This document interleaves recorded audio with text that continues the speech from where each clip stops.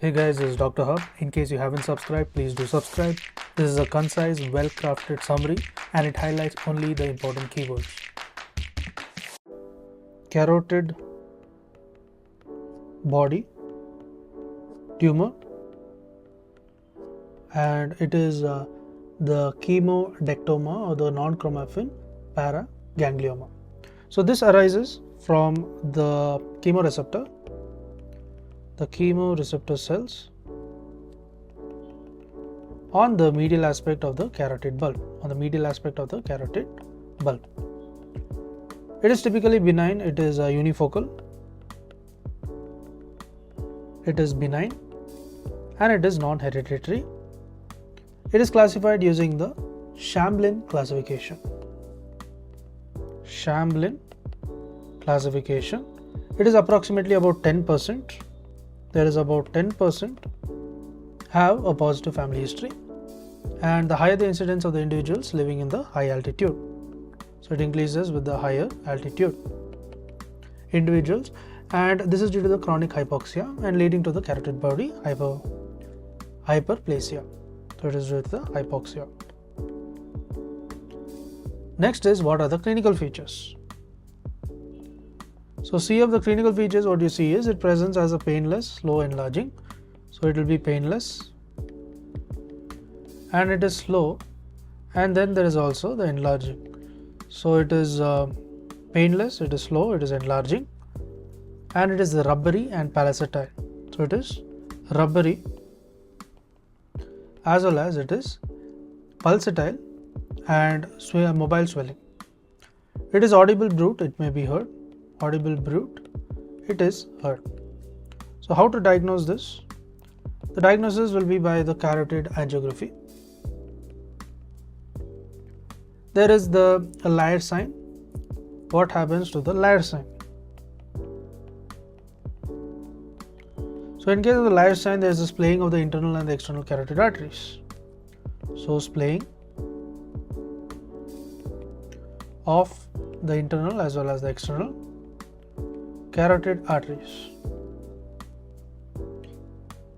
Next, when you look at the contraindications, it includes the FNAC. The FNAC and the biopsy are the contraindications. So investigation of choice in carotid body tumor is going to be only carotid angiography. Now, how to treat this carotid body tumor? The treatment is, in case of elderly, the observation may be preferred as the surgery is avoided. So surgery you avoid and you mainly look for the observation. The tumor is benign and it exhibits a slow growth. If the tumor it exceeds 3 centimeters, the preoperative embolization it may be performed. Next is in case of tumors exceeding 5 centimeters. So where the tumors it exceeds 5 centimeters, the excision of the carotid body replacement is considered. So excision with the carotid artery replacement. So excision of the carotid artery replacement it is considered. Now the tumor it rarely metastasizes and the overall growth is slow. Hence the need of the surgical removal should be considered carefully and owing to the potential complications. Next, what are the complications? The complication is, it can include, the main complication is from the resection is a cranial nerve injury is the most common, and most common will be the superior laryngeal nerve. Then comes the first bite syndrome.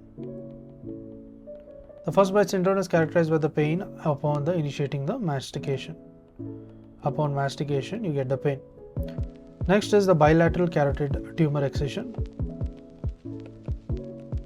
So carotid tumor excision.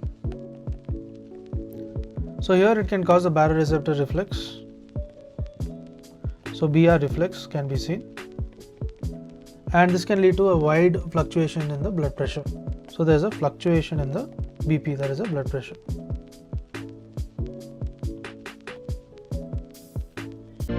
To learn and grow daily like this, please do subscribe.